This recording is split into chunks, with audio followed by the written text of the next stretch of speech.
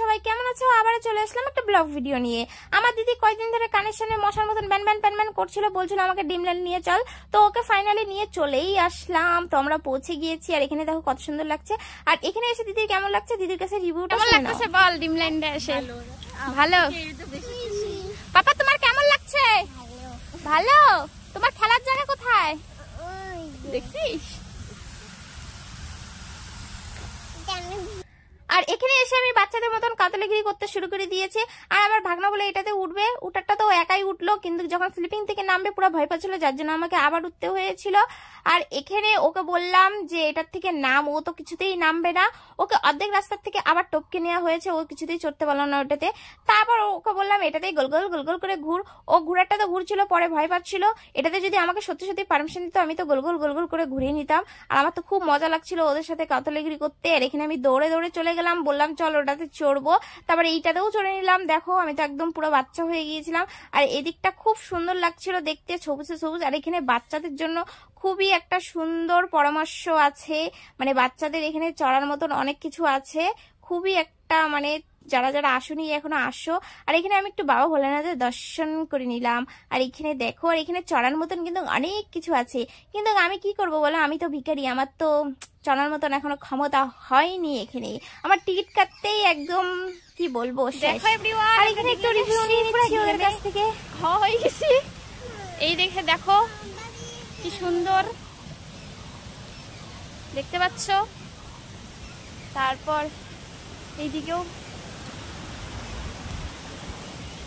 আমি তো পুরো ঘেমে গেছি, হাঁপিয়ে গেছি এদেরকে ফটো আর ভিডিও তুলে দিতে দিতে। এই দেখো হাই কল, কেমন লাগছে বল? ভালো। হ্যাঁ ভালো লাগছে। বাবা কেমন লাগছে বলো? কেমন লাগছে? এই যে এখানে বলো, ভিডিওতে বলো, এই যে মোবাইলে তাকায় বলো। ভালো। ভালো। ভালো। হাই করে দাও। আর এত টাকা দিয়ে ঢুকেছি টিকিট কেটে, কি বলবো, একটু কাতলিগিরি করবো না তাকেও কিনা হয়, একটু ঢং মারবো না তাকে কিনা হয়, একদম সব জায়গায় গিয়ে ফটো টটো তুলে তুলে একদম টাকা উসুল করে নিব।